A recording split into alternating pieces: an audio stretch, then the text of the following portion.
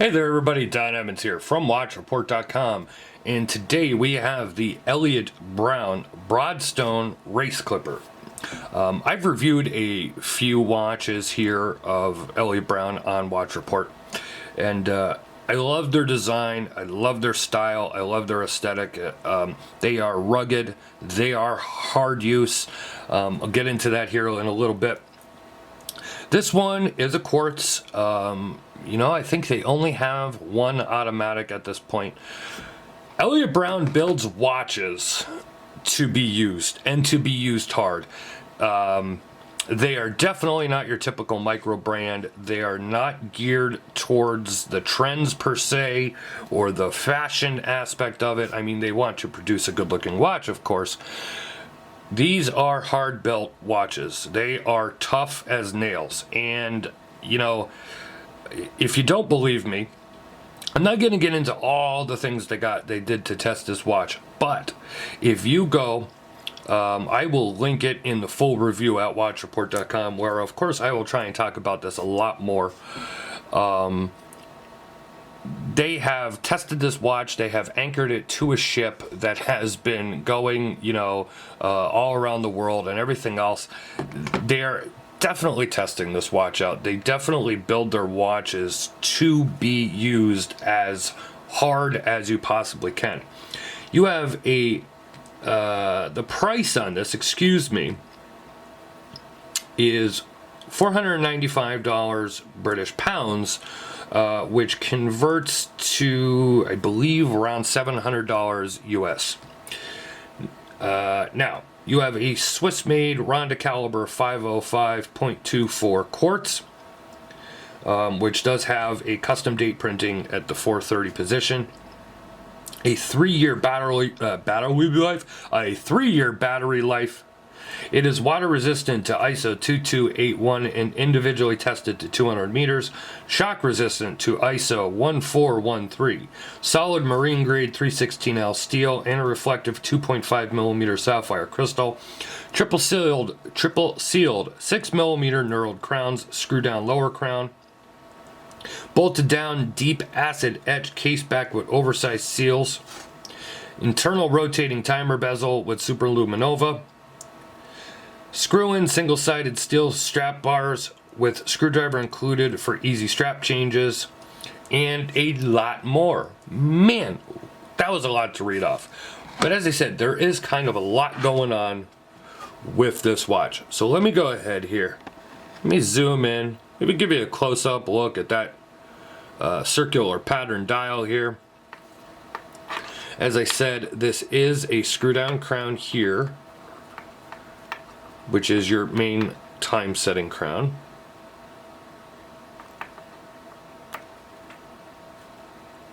Screws back down nice and easy. This one is an internal bezel. So you can see you have your red GMT hand that you can use. There's your date. It does come across, because of lighting, as gold, but those applied numbers are actually silver. Oh, wait a minute. Yeah. They are silver. I'm sorry. Even taking it off camera, it was hard to tell if they were silver or gold because the light reflects off of them. But they are silver. They appear gold, though, in a lot of the lighting. There is only lume on the hands and your arrow. There is lume nowhere else. I wish they had put lume around the markers instead of the red and green dots. Here's a look at the side of the case and those crowns. Take a look here at how the strap attaches to the case. You do have a nice fitted rubber strap. This is a nice solid thick natural rubber strap that really, there is no movement to those lug bars in there at all whatsoever. This is super solid on that watch.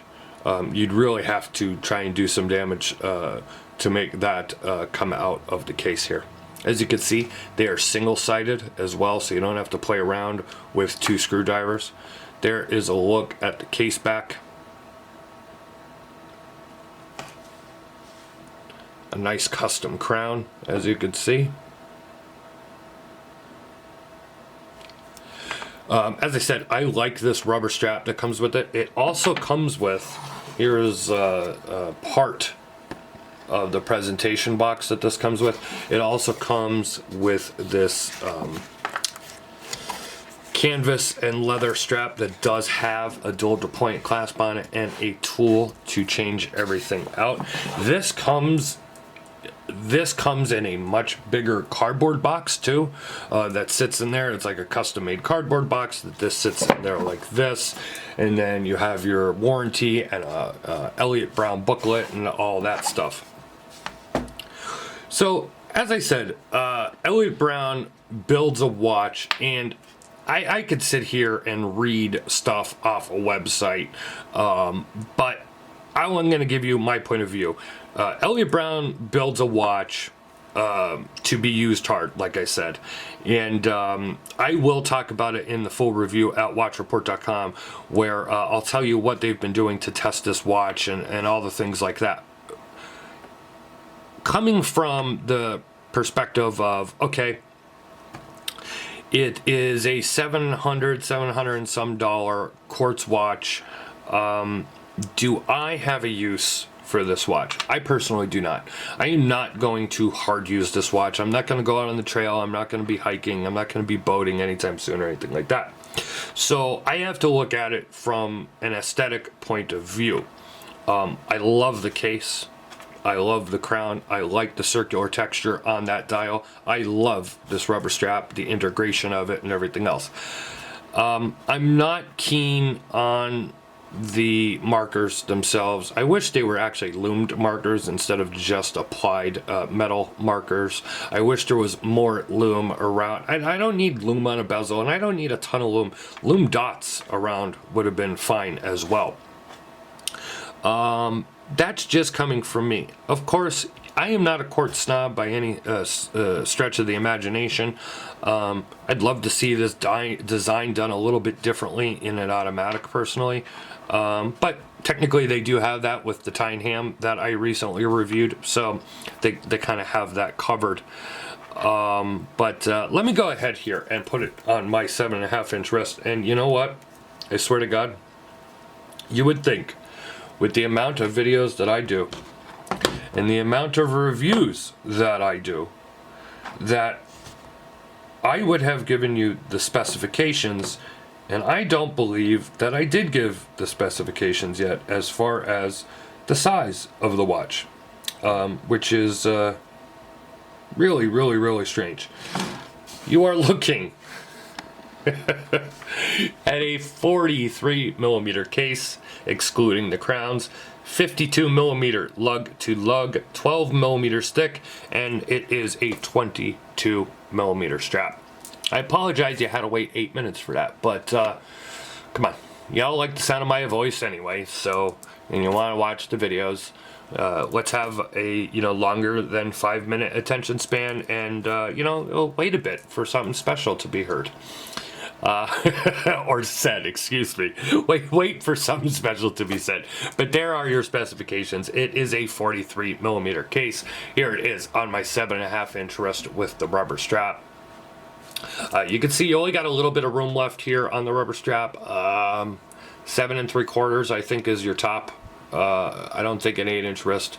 You might, there's only 2 holes left. 7 3/4, I think, is the top of the limit with this strap.